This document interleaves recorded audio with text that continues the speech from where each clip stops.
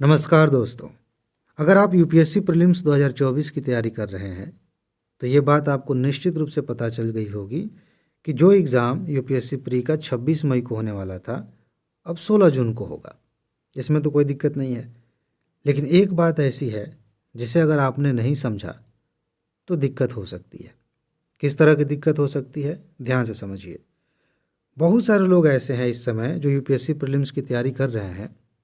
अगर 26 मई को एग्ज़ाम होता ना तो वो पास हो सकते थे, जिस तरह से उनकी तैयारी थी, जिस मूड में वो तैयारी कर रहे थे। लेकिन इस 20 दिन के गैप की वजह से वो कुछ ऐसी गलतियां करने वाले हैं जिनकी वजह से जब 16 जून को एग्ज़ाम देंगे तो वो फेल हो सकते हैं। और इसका उल्टा भी होगा। बहुत सारे लोग जो 26 मई को एग्ज़ाम देते और फेल हो सकते थे, वो 16 जून को एग्ज़ाम देंगे और पास हो सकते हैं। ये क्या बात हुई, ध्यान से समझिए। नॉर्मली हम इस बारे में सोचते नहीं हैं, लेकिन इन चीज़ों का असर बहुत बड़ा होता है। बहुत सारे लोग ऐसे हैं जो प्रेशर में आ रहे थे धीरे धीरे। आप में से बहुत सारे लोग आ चुके होंगे कई दिन पहले से ही कि अब तो एग्ज़ाम करीब आ रहा है, अब क्या करें, 26 मई को एग्ज़ाम है, कुछ चीज़ें छूट रही हैं, अब क्या होगा। वो डर रहे थे और इस डर की वजह से, इस घबराहट की वजह से वो कई गलतियां करते और एग्ज़ाम में फेल हो सकते थे। लेकिन जैसे ही उनको पता चला है कि 20 दिन और मिल गए हैं, वो अच्छा तो महसूस कर ही रहे हैं, ये भी अच्छा महसूस कर रहे हैं, लेकिन वो इस रूप में अच्छा महसूस कर रहे हैं कि अब ये मौका हाथ से नहीं निकलना चाहिए। नॉर्मली यूपीएससी अपनी डेट आगे पीछे नहीं करती, लेकिन अगर मौका मिला है तो वो इसका भरपूर लाभ लेने के लिए जुट चुके हैं और खूब मेहनत कर रहे हैं कि इस बार चाहे जो भी हो जाए, जितनी मेहनत करनी है करेंगे, लेकिन ये मौका हाथ से नहीं निकलना चाहिए। वो इस रूप में देख रहे हैं।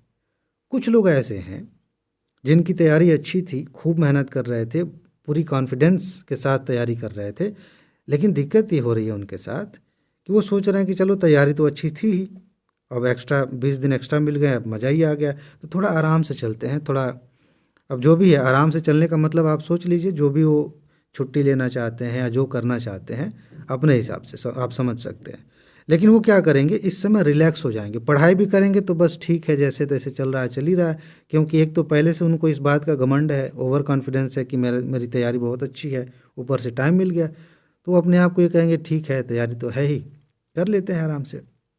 इस आराम से करने के चक्कर में वो अपना बहुत अधिक समय बर्बाद कर देंगे। हो सकता है कि वो पढ़ाई कर रहे हैं, रोज़ पढ़ाई भी कर रहे हैं, लेकिन दिमाग में ये बात बैठ गई है कि एक्स्ट्रा टाइम मिल गया है, तो उसकी वजह से वो शायद उतने गंभीर नहीं है जितने कि थे पहले या अभी होना चाहिए था। तो अच्छी खासी तैयारी होने के बावजूद वो गलतियां करेंगे और बाद में जब समय निकल जाएगा तो फिर से हड़बड़ाहट में आएंगे वापस कि अब तो एग्ज़ाम करीब है, अब 16 जून ज़्यादा दिन नहीं बचा है, तो जल्दी जल्दी करने के चक्कर में वो पाएंगे कि कुछ नहीं बचा है। और नॉर्मली ऐसा होता है कि जब एग्ज़ाम में एक बार हड़बड़ाहट होती है तो ऐसा लगता है कि कुछ पढ़ा ही नहीं है, सब भूल गया है, तो यहाँ पर वो कोलैप्स कर जाएंगे। उनकी सारी तैयारी ऐसा लगेगा कि सब धाराशायी हो गई, कुछ बचा ही नहीं है। और इस चक्कर में, इस गलती की वजह से अच्छी खासी तैयारी होने के बावजूद ये फेल हो सकते हैं। अब बात आती है आप पर। अभी तक मैं दूसरों का एग्जाम्पल दे रहा था तो आपको सुनने में मज़ा आ रहा था कि चलो बात किसी और की हो रही है। अब मैं सीधे आपकी बात कर रहा हूँ। ज़रा ठहरिए और अपने आप को देखिए कि एग्ज़ाम पोस्टपोन होने की वजह से आपके अंदर क्या फीलिंग आ रही है। एकदम ईमानदारी से, किसी को बताना नहीं है, कमेंट में भी नहीं बताना है, किसी से इस बारे में बात नहीं करनी। पूरी ईमानदारी के साथ सोचिए कि क्या आप इस रूप में इसे देख रहे हैं कि मौका हाथ से नहीं निकलना चाहिए, आप पहले से ज़्यादा मेहनत कर रहे हैं, दुगनी मेहनत कर रहे हैं, या कहीं आप इस जोन में आ रहे हैं कि चलो बढ़िया है, एग्ज़ाम तो टल ही गया है, पढ़ ही रहे थे, हम तो मान ही के चल रहे थे कि 26 मई को होगा, तो उस हिसाब से हम तैयारी कर रहे हैं, लेकिन अब बढ़ गया तो आराम से चलते हैं। ज़्यादातर लोग इस जोन में हैं। वो भी जिनकी तैयारी अच्छी नहीं थी वो भी इसी जोन में चले जाते हैं, पता नहीं किस खुशी में, और जिनकी तैयारी अच्छी थी वो जाएंगे तो और ख़तरा है। तो ईमानदारी से अपने आप को देखिए, ऑब्जर्व करिए निष्पक्ष होकर, और किसी भी तरीके से आप पाते हैं कि आप इस कैटेगरी में जा रहे हैं तो समझ जाइए कि आप खतरे की के निशान की तरफ जा रहे हैं। दिक्कत हो सकती है। ये 20 दिन कोई बड़ी बात नहीं है, कब निकल जाएंगे पता नहीं चलेगा। अगर आपने इसे अच्छे से यूटिलाइज़ किया तो आप कमाल कर सकते हैं। हो सकता है कि 26 मई को एग्ज़ाम देते 1 या 2 नंबर से रह जाता, मेहनत करके उससे ऊपर लेके आएँ, 10 क्वेश्चन एक्स्ट्रा करके आएँ, सही करके कट ऑफ से कहीं ज़्यादा स्कोर करके आएँ, ज़्यादा मज़ा आएगा। तो आप अच्छे से पूरे इत्मीनान के साथ मेंस की तैयारी में लग सकते हैं। सोचिए आप मेंस प्री देते, भले आपका प्री निकल जाता, लेकिन आप कट ऑफ के आसपास रहते और लगभग जब तक रिजल्ट नहीं आता तब तक आप दुविधा में रहते कि पता नहीं मेरा होगा कि नहीं होगा, होगा कि नहीं होगा। और इस चक्कर में आपका लगभग 20-25 दिन जो भी रिजल्ट का टाइम है उतना आपका चला जाता। बाद में पता चलता है कि आपका तो प्री हो गया है। क्या करते आप? तब भी नुकसान हो जाता।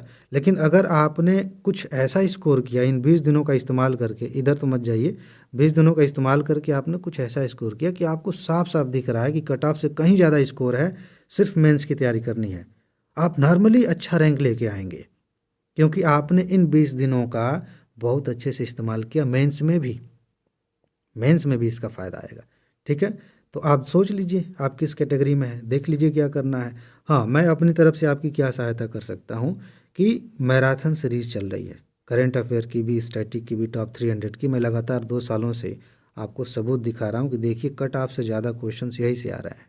आपको क्या करना है, सीधे जाइए कमेंट बॉक्स में, डिस्क्रिप्शन में लिंक है, वीडियोज़ को देख लीजिए और जितना जल्दी हो सके तैयार कर लीजिए, फिर देखिए कितना मज़ा आता है।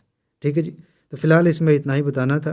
अपना ख्याल रखिए, खुश रहिए, मस्त रहिए, मुस्कुराते रहिए, जल्दी से सफल होइए और ज़िंदगी को एंजॉय कीजिए। आगे मिलते हैं। नमस्कार।